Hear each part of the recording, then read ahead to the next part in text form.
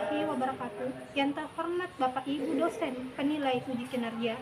Perkenalkan, saya Samsina, guru pendidikan agama Islam dan budi pekerti, sekaligus mahasiswa PPG dalam jabatan batch 2 tahun 2024 di LPTK IAIN Palopo dengan NIM 2402080147. Pada hari ini Kamis 30 Januari 2025, saya akan melakukan uji kinerja di SMA Muhammadiyah Pangkajene di kelas 10 dengan materi kontrol diri. Berikut video pembelajaran saya.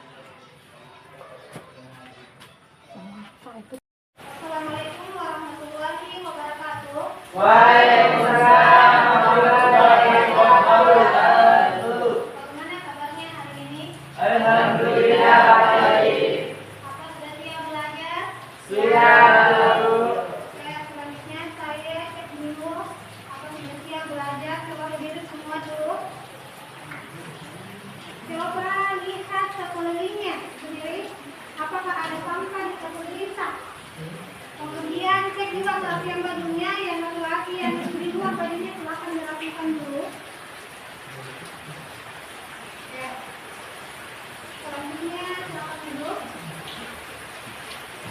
Untuk mengawali pembelajaran kita hari ini, alangkah baiknya kita berdoa dulu dipimpin oleh ketua kelas ini. Silakan ketua kelas. Sebelum kita mulai pembelajaran, mari kita berdoa bersama-sama. Mulai. Bismillahirrahmanirrahim. Raditu billahi rabba wa bil islam dina wa bi Muhammadin nabiyya rasulah. Rabbi sirni ilman warzuqni fahman. Amin. Selanjutnya kita akan melakukan instalasi Al-Quran bersama pembacanya Abasa.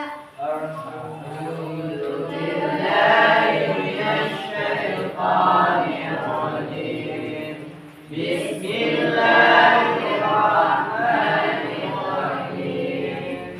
Alhamdulillahi rabbil alamin.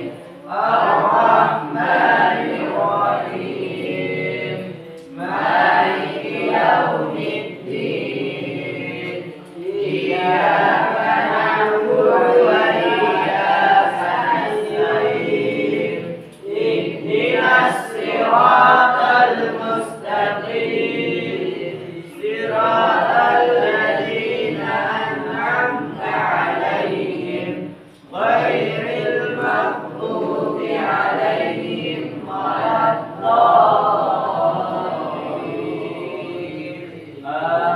Amin. Ya, alhamdulillah kita sudah berdoa sebelum belajar, kemudian kita sudah literasi Al-Quran. Semoga apa yang kita baca akan bernilai di ibadah di sisi Allah Subhanahu wa Ta'ala. Amin. Ya, selanjutnya kita akan menyanyikan lagu Indonesia Raya. Siapa yang berani jadi dirjen? Silakan berdiri. Silakan. Silakan berdiri semua.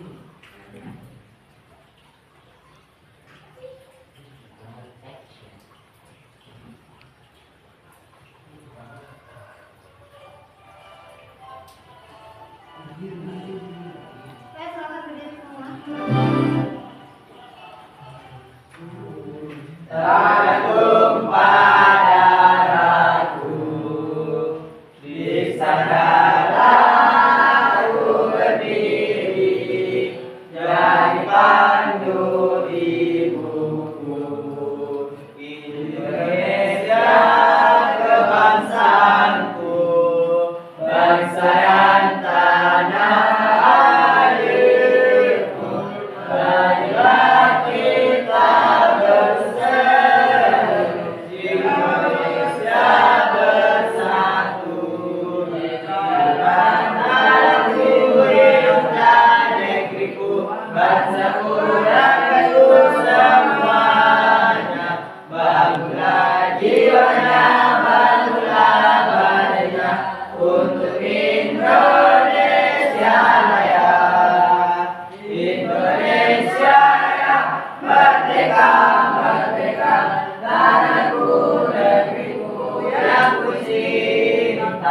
Indonesia Raya, merdeka, merdeka, hiduplah Indonesia Raya.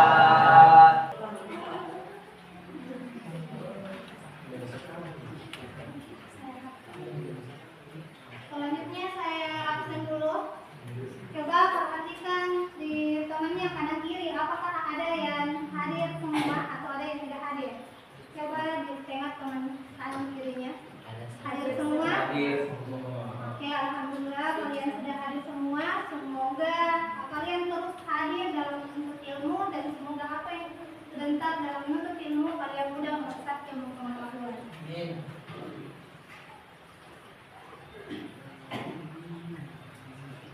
Hari ini kita akan belajar tentang mujahadah an-nafs atau kontrol diri. Tapi sebelumnya ada yang masih ingat nggak pelajaran kita minggu lalu?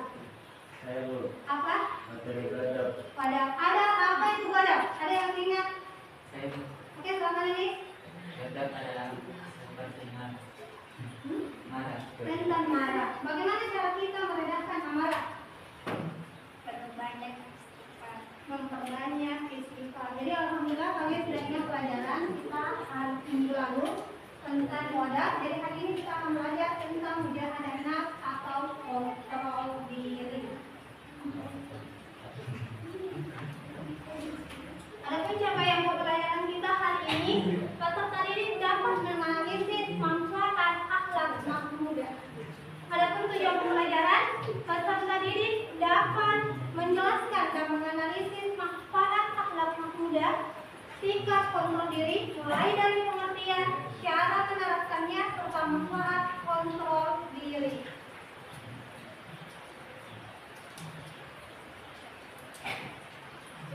Ya, kalian simak dulu pengertian dari kontrol diri atau mujahadah an-nafs. Mujahadah an-nafs dibagi menjadi dua, yakni mujahadah yang artinya sungguh-sungguh, yang kedua artinya an-nafs artinya jiwa, nafsu ataupun diri. Secara istilah dapat dipahami bahwa mujahadah an-nafs adalah upaya sungguh-sungguh untuk dapat mengendalikan diri atau nafsu yang melanggar hukum-hukum Allah Subhanahu wa Ta'ala. Jadi bisa dipahami ada dua pengertiannya, secara istilah dan secara bahasa.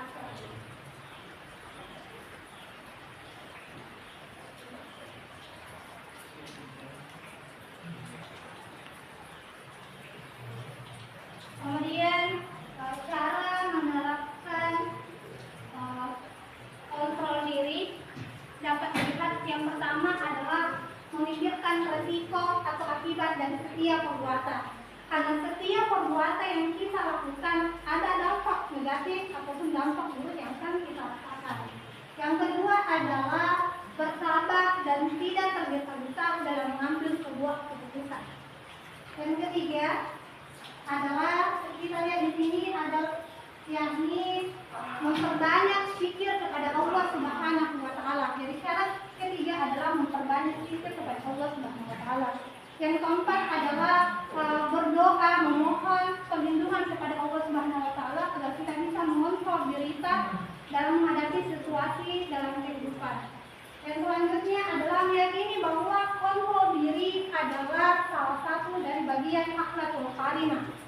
Yang selanjutnya kontrol diri dengan cara berteman atau bergaul dengan orang yang soleh. Dan cara yang terakhir dalam menerapkan kontrol diri adalah dengan cara kita terus berlatih terus-menerus berlatih kontrol diri dalam keseharian. Adapun manfaatnya dapat dilihat di sini ada 4 manfaat dari kontrol diri. Yang pertama, mampu menahan emosi dengan baik. Ketika kita melakukan yang namanya kontrol diri, berarti kita sudah menjadi stabil. Yang kedua, terhindar dari sifat tamak, serakah. Karena ini merupakan salah satu kontrol diri dalam harta. Yang selanjutnya adalah hidup menjadi tenang dan damai.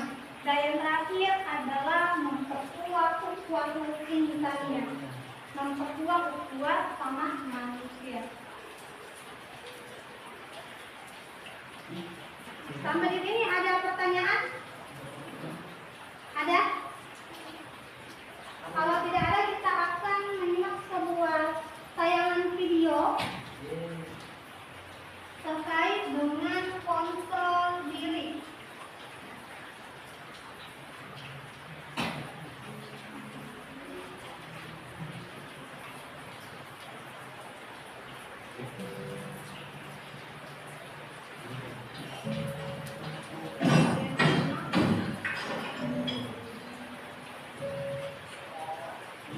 Semua orang bisa meluapkan rasa marah, tapi tidak semua orang bisa meredam rasa marah.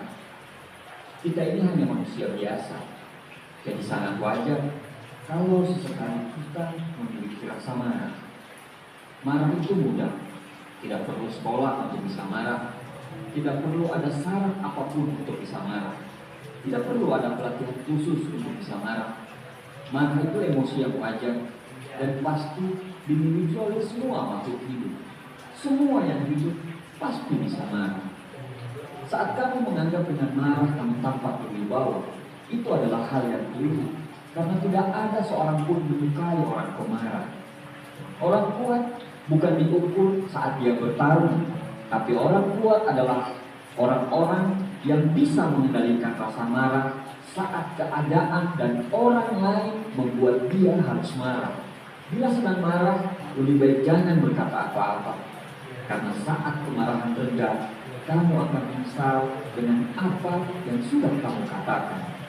Saat kamu membalas kebencian dengan marah dan caci maki, saat itu musuh mulai menang. Ketika kamu marah, hitunglah sampai 10 sebelum kamu berbicara.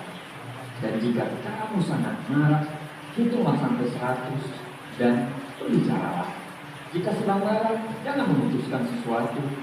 Jika sedang terlalu bergembira, jangan pula menjanjikan sesuatu, karena saat itu kita sedang tidak berpikir jernih. Diamlah saat kamu marah, diam dan renungilah, karena saat marah, sebaik apapun diri bisa menjadi seorang yang sangat jahat. Jika kamu benar, kamu tidak perlu marah. Jika kamu salah, kamu tidak boleh marah. Lemparkan senyum kepada orang yang memancing marah itu. Berhentilah marah dan tinggalkanlah panas hati itu. Jangan marah, itu hanya membawa pada kejahatan. Cinta itu tidak cepat marah dan tidak kasar. Cinta itu lembut dan menginginkan kebaikan bersama, bukan untuk menang sendiri. Kemarahan dimulai dengan kemudahan dan berakhir dengan penyesalan. Kamu boleh marah, karena siapapun bisa marah.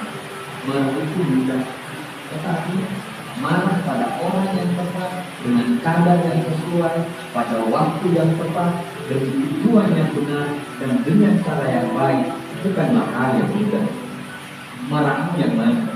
Marahnya orang gila terlihat dari sikapnya, dan marahnya orang bodoh terlihat dari ucapan lisannya. Kemarahan adalah keadaan di mana lidah bekerja lebih cepat daripada pikiran, dan tindakan lebih cepat daripada nurani. Terlalu banyak hal yang tidak bisa diselesaikan dengan rasa marah. Semua yang diawali dengan rasa marah akan berakhir dengan rasa marah. Orang yang kuat adalah orang yang dapat mengendalikan dirinya pada saat dia marah. Sebaik-baiknya kesabaran adalah saat engkau lebih memilih diam padahal emosimu meronta ingin didengarkan. Sebaik-baiknya kekuatan adalah ketika kamu memilih tersenyum padahal ada air mata yang tadi tidak mau dibendung. Semoga banyak hati yang bisa melunak, banyak marah bisa mereda, dan banyak kecewa yang bisa pulih. Terima kasih.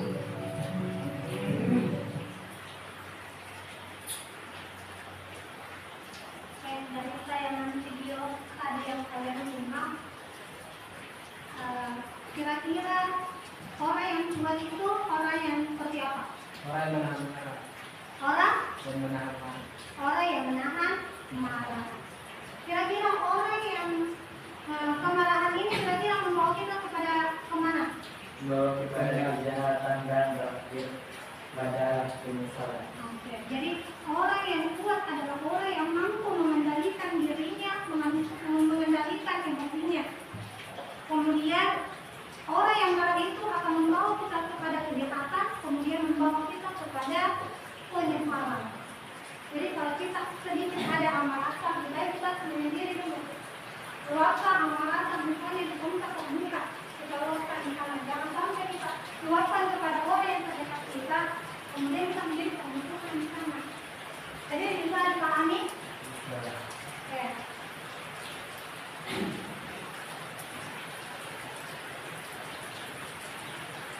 Selanjutnya kalian berkumpul dengan teman kelompoknya masing-masing. Karena saya akan membagikan sebuah KPD di mana tugas kalian adalah membaca artikel, kemudian menganalisis, kemudian membuat kesimpulan. Dari setiap kelompok ada pengusaha dan berbeda sama artikelnya. Saya bagikan dulu.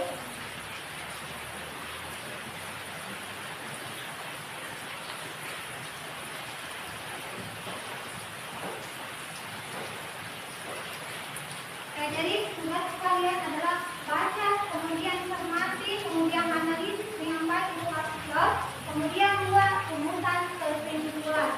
Kemudian setiap kelompok akan mempresentasikan hasil diskusi analisis artikelnya. Silakan.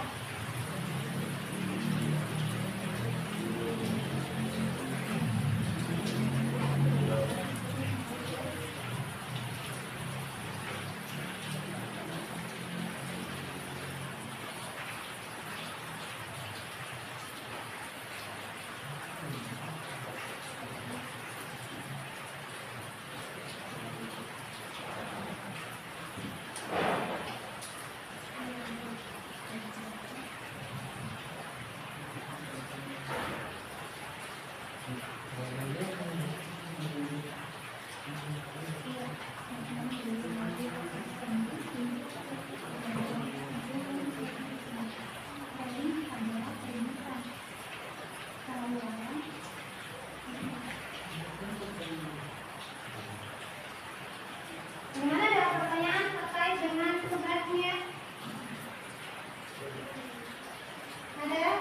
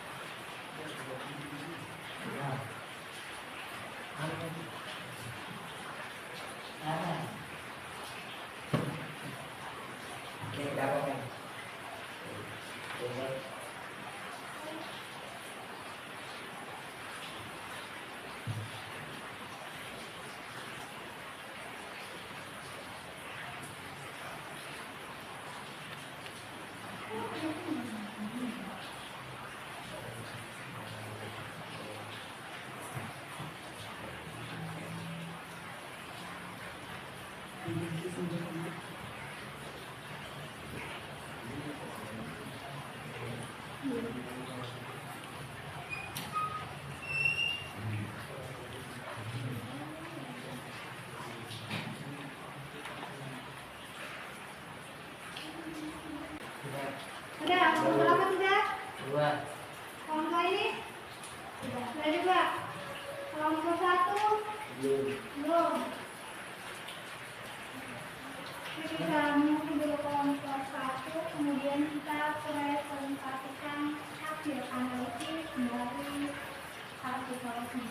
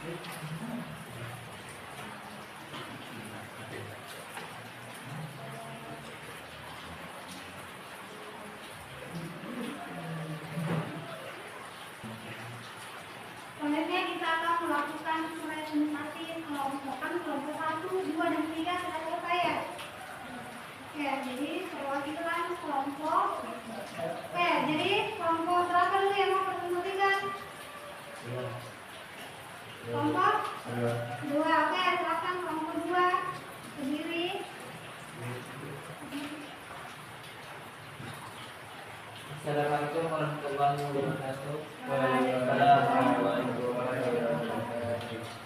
Saya perwakilan dari kelompok 2 ingin membacakan hasil diskusi kami tentang strategi meningkatkan kontrol diri. Meningkatkan kontrol diri adalah upaya yang bermanfaat yang dapat memberi dampak positif pada berbagai aspek kehidupan kita.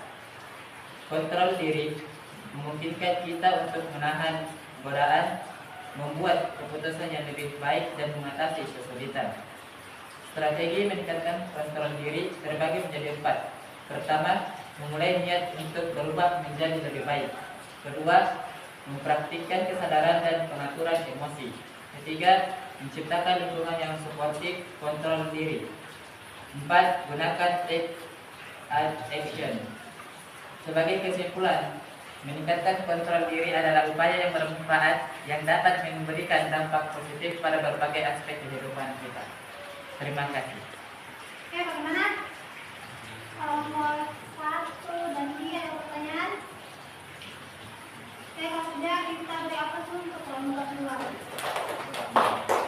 Oke, selanjutnya kelompok berapa lagi? 3. Oke, silakan kelompok 3 berdiri perwakilannya untuk memulai perbicaraan.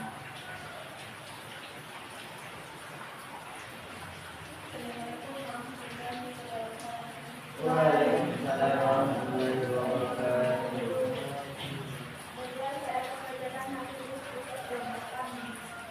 Salah satu godaan paling berat bagi kita ialah menahan diri apabila di dalam keadaan tertentu seperti menahan diri di dalam sebuah kelakar, menahan diri untuk tidak mengeluarkan penafsiran dalam pikiran.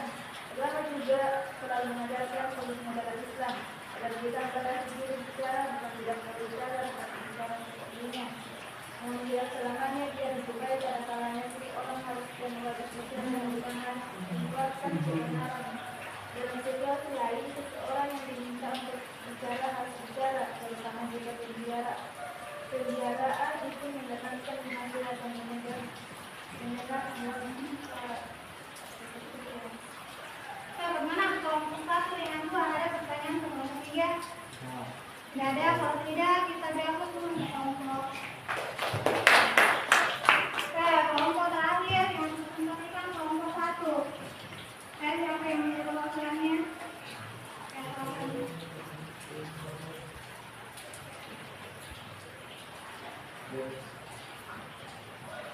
Assalamualaikum warahmatullahi wabarakatuh.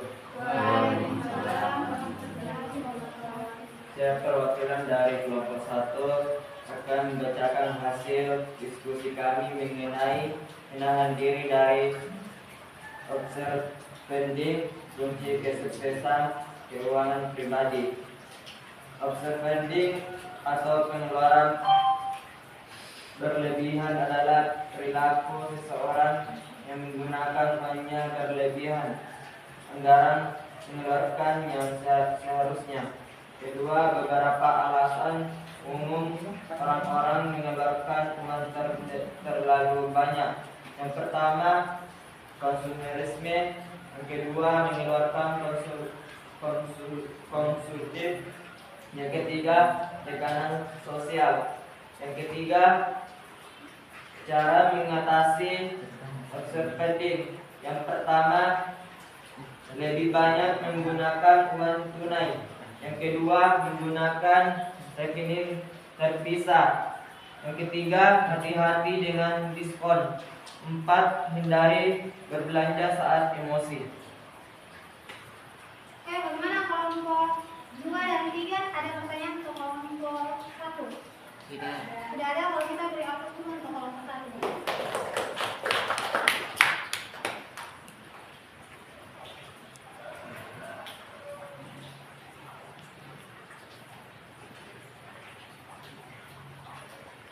Selanjutnya adalah sebuah kesimpulan pelajaran kita hari ini.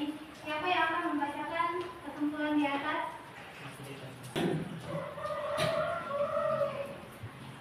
Sebagai kesimpulan, pertama, kontrol diri atau menjaga nafs merupakan kemampuan untuk mengendalikan perilaku dan pikiran agar lebih positif.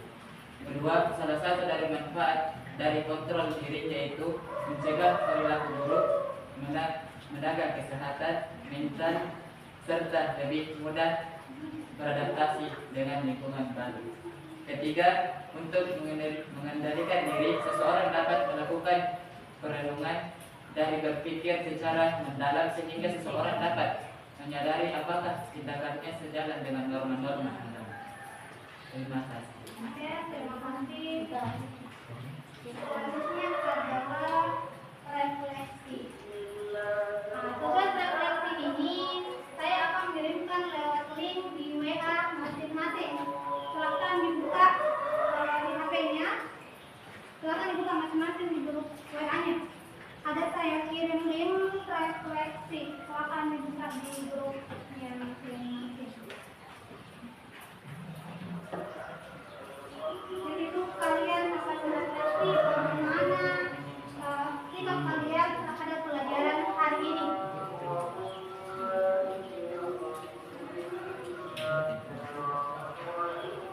Silakan diisi tugas refleksi.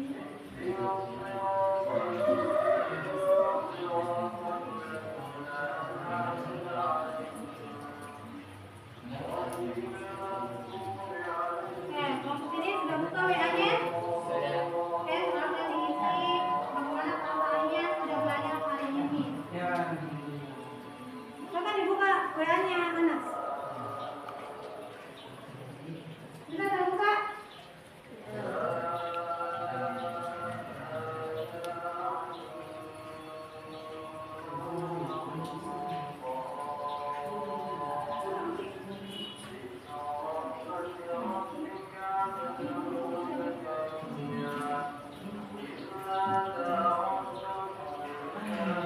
Sudah itu semua ya? Sudah? Atau ada yang belum? Sudah. Sudah? Oke, selanjutnya ada sebuah tugas struktur. Nah, tugas struktur ini juga adalah tugas yang saya kirim lewat link juga di grupnya masing-masing. Ada sebuah tugas lain, ada nomor 1 sampai 5 melalui lewat link juga. Nah, tugas ini hanya mengukur sejauh tingkat pemahaman kalian terkait pelajaran kita hari ini tentang kontrol diri. Silakan juga dibuka itu di grup. Link yang saya kirim link struktur. Bukan dibuka lagi WA-nya, kalian isi